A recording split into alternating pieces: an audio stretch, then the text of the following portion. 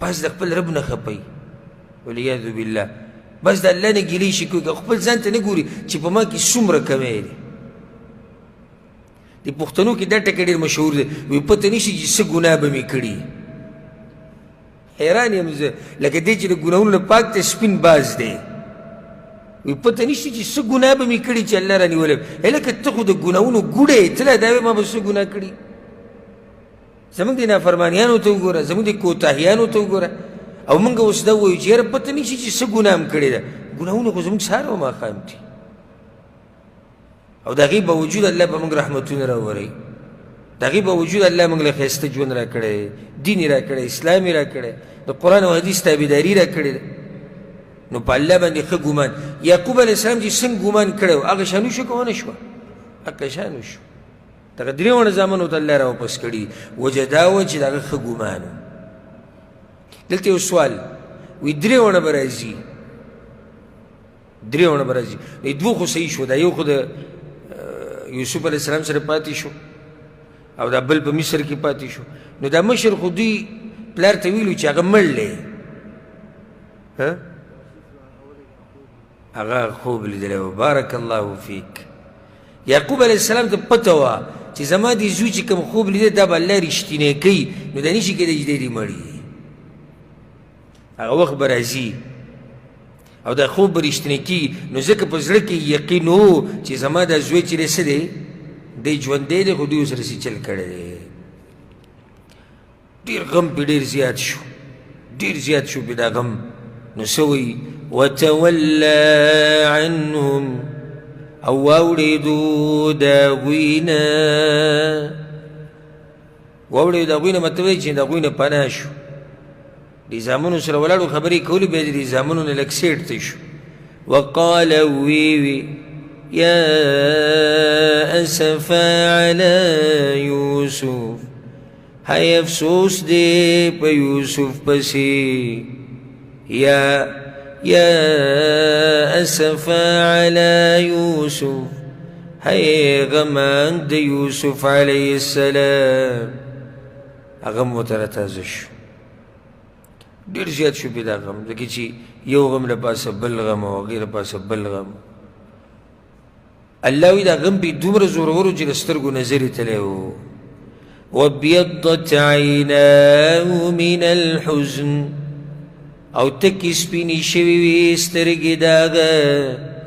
د وجې د غم نه سترګې سپینې شوې وې کله چې انسان ډېر وجاړي که نه د دې سره هم نظر ورک شي ډېر غم د لاسه نظرونه ورکي نو د یعقوب علیه السلام نظر ورک شوی و بیا داسې لازي مفسرین لیکي چې د هغه د لاسه خو سترګې سپینې شوي وي او د دې بل زوی د لاسه او د مشر د لاسه ملا هم ټیټه شوه او ډېر کمزوری شوی انتهایي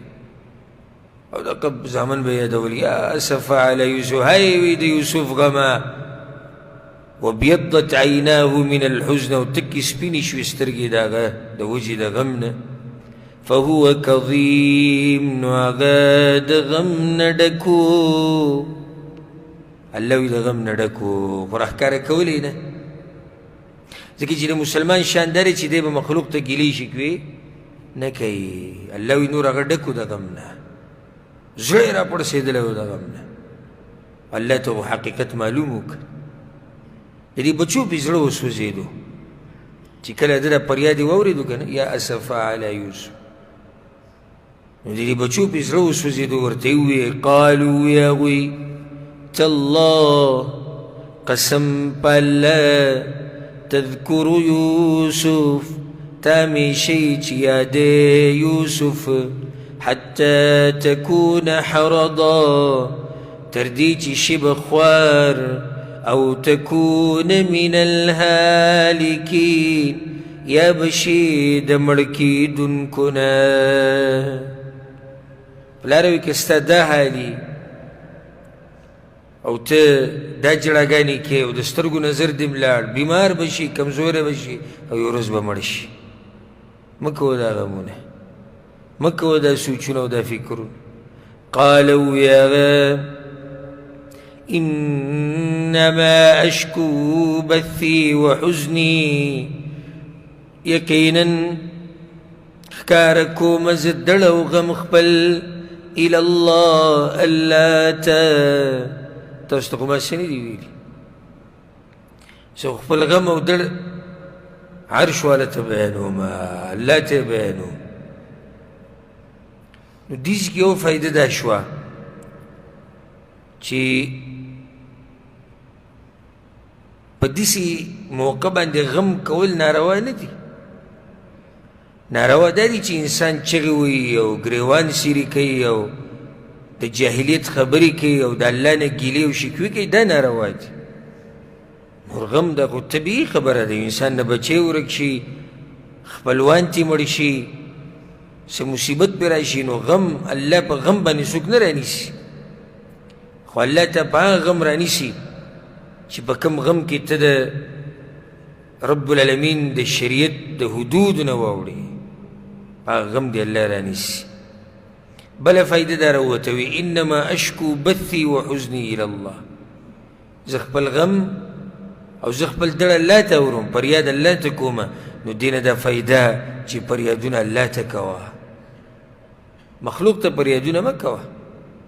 او دا خو عجیبه انسانان دي چې یو ته فریاد وکړو بیا د پورې خان دي. عجیبه انسانان دي چې یو ته فریاد وکړو نو ته پته ولګي چې دا سړی کمزوری دی، نو بیا به قسمه قسم طریقې نورې جوړې کړي.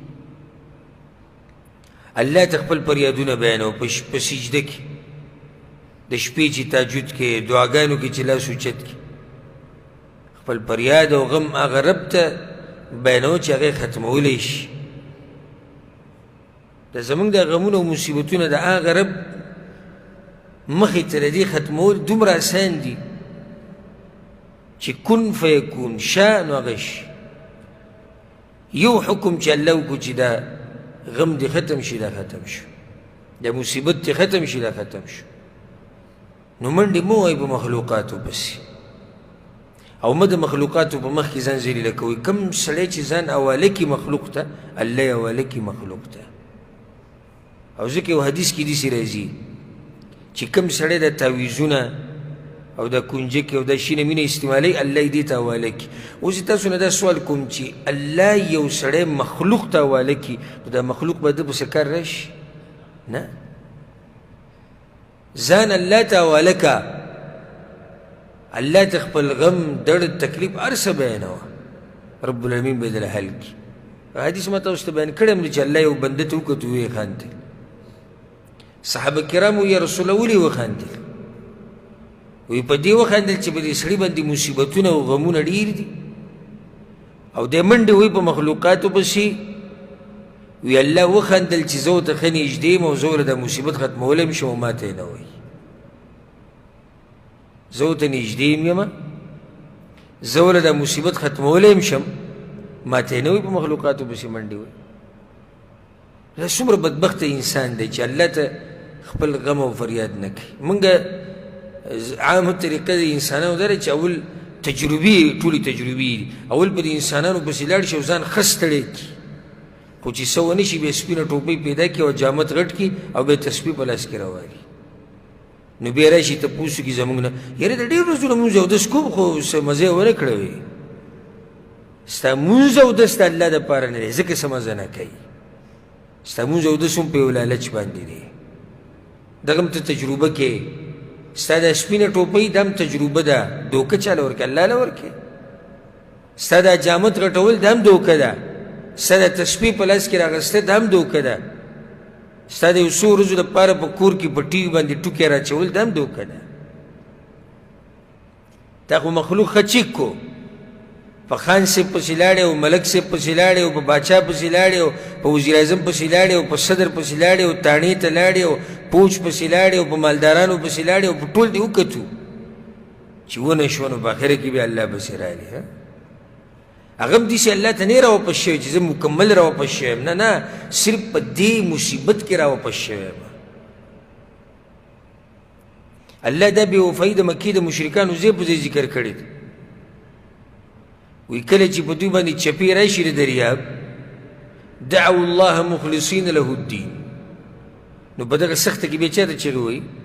الله ته. فلما نجاهم الى البر، چې الله یې کله د دغه سختي نه بچ کي او وچې ته یې راواړي اذا هم یشرکون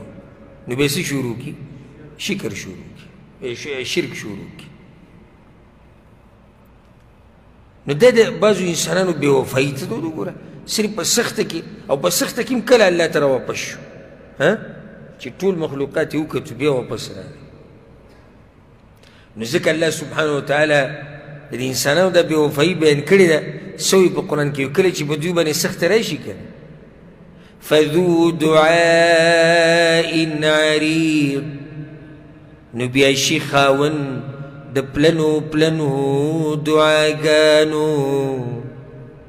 الله په مونږ خبر دی الله چې سخته پرې راشي بیا وایي ما ته پلنې پلنې دعاګانې کوي اوږدې اوږدې دعاګانې بیا غواړي او بیا الله وی چې کله ترې سخته لرې کړم که نه او د مصیبت ترې لرې کړم مر کأن لم یدعنا الى ضر مسه الله وی داسې مخ رانه واړئ لکه ده چې د سره ما ته یو وخت کې چغم نه وواړي داسې مخ زما نه واړئ نو د بعضو انسانانو دا حال دی صرف په غم کې او چې ورته ورته ښادۍ کې ووایي لکه مثال کې د زوی واده دی یا د خپل واده دی یا بل چا واده دی چې لکه دا ډمان مراوله دا ډمتوب مه کوه دا حرام دي دا پیسې شیندل دا قسمه قصې دا رواجونه د هندوانو نو دې ته د جواب کې ورغم دی ګوره ښه واضحه وي چې صحیح ده الله یادول پکار دي خو په کوم ځای کې به یې یادو غم کې به یې یادو دا خو خوشحالي ده په خوشحالي کې الله یادوي ته ښه سبا درته وایي ولې وایي دا څه مړی شوی دی څه مصیبت راغلی مطلب دا چې کله مصیبت راغی بیا به الله ته ځان واپس کړو نو ځکه حدیث کې دا راځي پیغمبر صلی الله علیه وسلم وی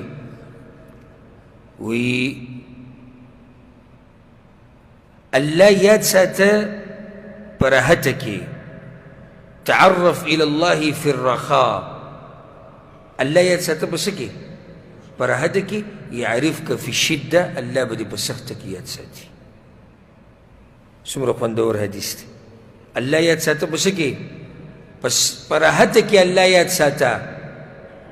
په خادو کې یاد ساته په خوشحالو کې یاد ساته تا به یاد ساتي په سخته کې بیا به دې نه پرېږدي په سخته کې یوازې دا یو نصیحت چې خپل غم دړ تکلیف فریادونه چا ته بیانوه الله ته بیانوه الله به درله داسې لارې اسانې کړي ورب الکعبه داسې لارې به درته اسانې کړي چې تاسو به حیران شي یونس علیه السلام چې کله د مهي په خېټه کې و فریاد یې چا ته وکړو الله ته یې وکړو د مهي د خېټې نه الله راوویستو او د څو ورځې د مهي په خېټه کې ژوندی پروت و په ما ورته باندې خو داسې مصیبت چېرته نه یې راغلی که ابراهیم علیه السلام چې کله اور ته وغورځولی شو نو په لاره کې څه ویلي اور ته چې روان و وی حسبنا الله ونعم الوکیل الله یاد کړو الله ورته هغه اور یخ کړو داسې مصیبت خو په موږ نه یې راغلی چېرته ایوب علیه السلام ته وګوره 18 کاله بیمار پروت 18 کاله بیمار الله وی موږ ته اواز وکړو انی مسني الضر یا الله سخت را باندې ډېره شوې ده رب العالمین وی فاستجبنا له موږ وی د هغه خبره واورېده موږ ورله دعا قبوله کړه فکشفنا ما به من ضر څه سخته چې په هغه باندې و هغه ته الله لرې کړه واتیناه اهله ومثلهم معهم رحمة من عندنا الله وی کوم بچي چې مې ته اخیستي وو هغه بچي مې ورله ورکړو د هغې په شان مې ورله نور ورکړو کوم مال چې مې ته اخیستو هغه مال مې ورله ورکړو د هغې په شان مې ورله نور ورکړو رحمة من عندنا الله وی دا رحمت زما له طرفنا وذکرى للعابدین او د عبادت کوونکو دپاره نصیحت ولې دوی ته دا نعمتونه ورته میلاو شو او دا سختې ول الله ختمې کړې وجه دا وه چې دا هغه خلک دي چې الله به یاد ساتو په څه کې په راحته کې نو الله یاد ساتل په څه کې په سخته کې چېرته به الله نه هېرې نو چې هېر کو بیا دا مه وه چې په سخته کې وما یادوي اصل دینداري دا ده ښکلې دینداري خو دا ده چې ته په خوشحالۍ کې د الله بندګي وکړي په مصیبتونو کې خو بندګیانې ډېر کوي په خوشحالۍ کې د الله بندګي کول چې بدن دې روغي ځواني مالدارې او خوشحاله او څه غم او مصیبت نه وي روغ صحت دې ټیم کې د الله بندګي مزه کوي